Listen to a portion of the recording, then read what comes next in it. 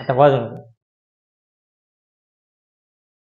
नमस्कार. शेतकरी हवामान अंदाज या YouTube चॅनलमध्ये मी युवराज खाडे आपल्या सर्व शेतकऱ्यांचे सहर्ष स्वागत करीत आहे.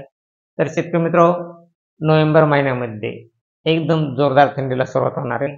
आज 11 तारखेपासून चांगली जोरदार थंडी राहणार आहे. आज 11 तारखेला 13 ते 14 असे तापमान आज 11 तारखेपासूनच राहणार आहे. आणि हे हे तापमान सकाळचे पहाटचे तापमान आहे. त्यामुळे थंडी एकदम जोरदार ही 11 तारखेपासून सुरू झाली आहे आणि ही 30 नोव्हेंबरपर्यंत फिक्स थंडी जोरदार राहणार आहे. आणि डिसेंबर, जानेवारीमध्ये देखील खूप जोरदार थंडी राहणार आहे. पण सध्या तरी डिसेंबर, जानेवारीमध्ये ह्याच्यापेक्षा जास्त थंडी राहण्याची खूप संकेत आहेत.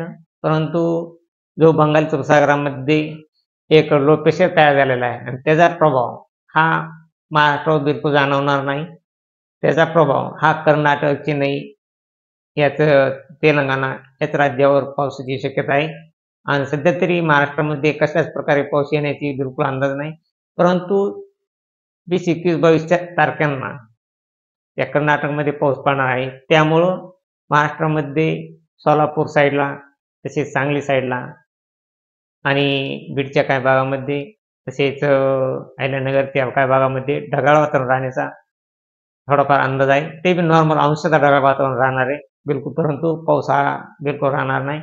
फक्त 2 दिवस 20, 21, 22 या तारखांना थोडे नॉर्मल थंडीचे प्रमाण कमी होणार आहे. ते प्रमाण 16 ते 15 राहणार आहे. 16च्या आसपास राहणार आहे. म्हणजे 1 ते 2 फक्त मिलचा अंदाज राहणार आहे. फक्त कमी प्रमाण होणार आहे. परंतु थंडी ही पूर्ण नोव्हेंबर महिना 13 ते 15 अशीच राहणार आहे. त्यात थोडीफार कमी जास्त 1 पॉईंट वाढ, कमी जास्त वाढ होत राहणार आहे. आणि अख्खा नोव्हेंबर महिना जोरदार थंडीला सुरुवात राहणार आहे. डिसेंबर महिन्यामध्ये देखील खूप जोरदार थंडी राहणार आहे आणि जानेवारीमध्ये देखील खूप थंडी राहणार आहे. आणि शेतकरी मित्र, सध्या तरी थंडी जास्त असल्यामुळे आपल्या शेतातील कामे जे काही करायची असतील ती दिवसा करून घ्या. रात्रीची करण्याची बिझनेस असेल तर थोडे टाळा.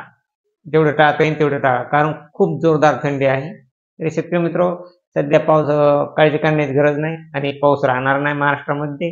त्यामुळे शेतकऱ्यांनी एकदम कशाच प्रकारे काळजी करण्याची गरज नाही, कारण सध्या पाऊस हा सध्या तरी 5 डिसेंबरपर्यंत पावसाचा बिलकुल अंदाज नाही. आणि जो लो प्रेशर बंगालच्या उपसागरामध्ये दाखवलेला आहे, सध्या तरी त्याचा प्रभाव बिलकुल महाराष्ट्रात दाखवलेला नाही. परंतु येणाऱ्या काळामध्ये काय अपडेट येते हे आपण पुढच्या व्हिडिओमध्ये सांगू. तर शेतकरी मित्र, अशी रोजची ताजी अपडेट पाहण्यासाठी आपल्या चॅनलला सबस्क्राईब करा. जय हिंद, जय महाराष्ट्र, जय जवान, जय किसान.